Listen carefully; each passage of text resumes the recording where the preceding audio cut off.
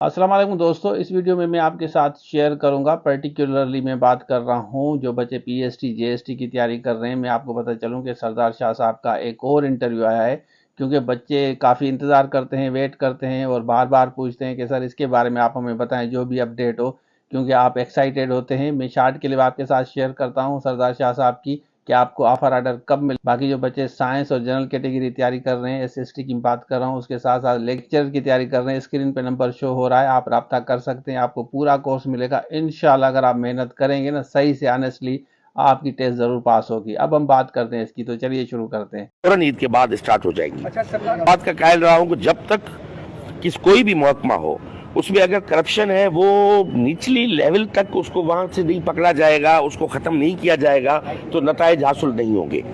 हमारे यहाँ सबसे बड़ा मसला फील्ड ऑफिसर्स का है।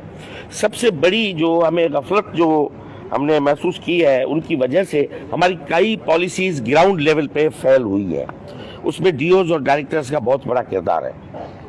तो इस बार मैंने ये फैसला किया कि डीओज और डायरेक्टर्स को एक सर्च कमेटी बनाई है, जिसमें कम अज कम उनको इतना तो हम चेक करें कि उनको ये पता है कि अंग्रेजी में एक जुमला भी लिखा जा सकता है या नहीं, करस्पॉन्डेंस करनी आती है नहीं आती, उसका मेरिट तो हम चेक करें। तो इस हवाले से हमने किसी भी सियासी बुनियाद पर कोई डीओ और डायरेक्टर तैनात करने का हमने फैसला नहीं किया। और हमने ये किया है कि ये मेरिट के बाद हम एक मैनेजमेंट पूल उठाएंगे। इस टेस्ट के बाद आज भी मैं बैठूंगा उस टेस्ट में जो चल रही है उनकी 2 बजे से, तो उसके बाद जो है वो डायरेक्टर और डीओज जो है और टीओज जो तलका एजुकेशन ऑफिसर है जो है उनकी पोस्टिंग होगी।